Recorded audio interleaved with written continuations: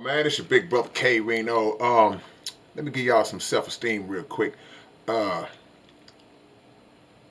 when the powers that be think that they can humble you, and you are not in a situation where you deserve to be humbled, you have to stand on your self-esteem, stand on your confidence, stand on the understanding of your value.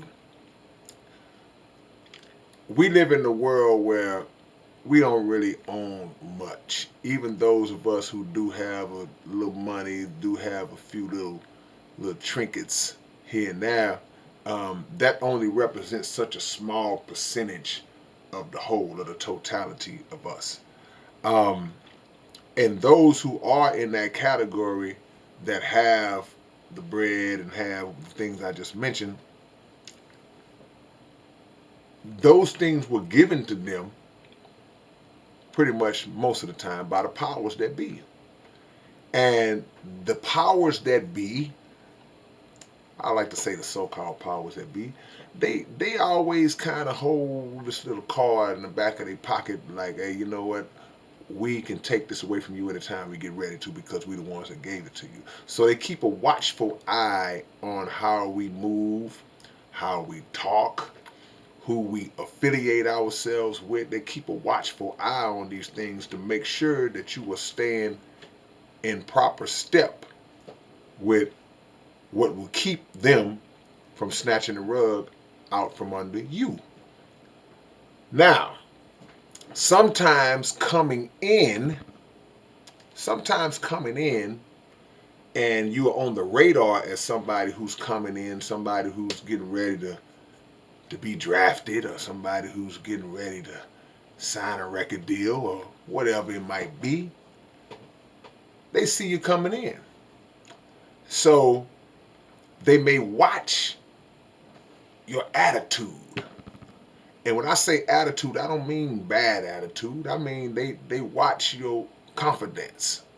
They watch your demeanor and how you move and the way you speak and the definitive manner in which you represent yourself because you know your talent, you know your worth, you know who you are.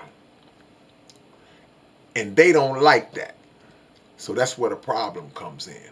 So if you have that confident mentality, they will retranslate that into arrogance or arrogance that rubs them the wrong way. So now they feel as though we got to teach you a lesson. We got to show you that we got to knock you down a peg or two. And there are people who like to see that happen. The people, even people among us who have that self-hate towards each other, that envy, they like to see that happen. Yeah, knock him down a peg, knock her down. We're gonna show. I'm glad they humbled him. I'm glad they humbled her. That was a fighter that y'all all know. His name was Muhammad Ali. And he was the epitome of what I'm trying to relate to y'all right now. He was an individual that knew how great he was because he would always run around saying he was the greatest. And he came up in a time in the 60s where they really didn't like a black man talking like that. But yet he continued to do so. And not only did he continue to talk like that, he proceeded to back it up every time he did, which made them hate him more, which fueled the situation. But here's the part that gets lost in that a lot of the times. When you have put in the work, when you put the time in, when you have put the preparation in, the proper preparation, then that is what gives you the confidence. It's not just knowing how to talk. It's knowing that you've done the necessary things to qualify yourself for greatness. So never let nobody try to knock you down a peg or tell you need to humble yourself as it relates to knowing your worth and your greatness. Now, should you move in humility among the people? And absolutely, of course. You have to have a balance of knowing, when to, how to deal with individuals and move with the people. But when you are representing yourself, man, whatever you feel about yourself, it's too many people in the world that don't feel good about themselves.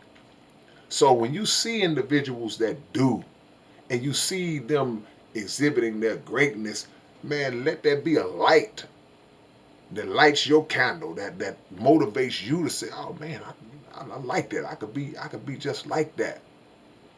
And when they do try to pull you down, use that as motivation too, to show them the mistake that they made, because they're doing that in order to knock your self-esteem down.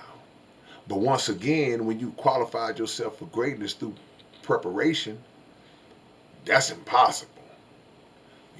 They want you to doubt yourself.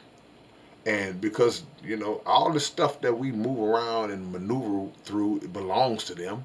And they know it. They know that for the most part, we're trying to get a little piece of it, a little piece of the pie, a little piece of the money, a little piece of the whatever. And they know it. So they dangle that, and then they play with your lifeline. They play with your livelihood. They play with your emotions. They play with your mentality. They play with your peace, your sanity in some cases.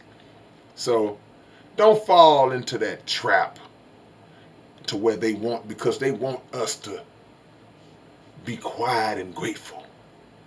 Be quiet and grateful. See, he should have shut up. See,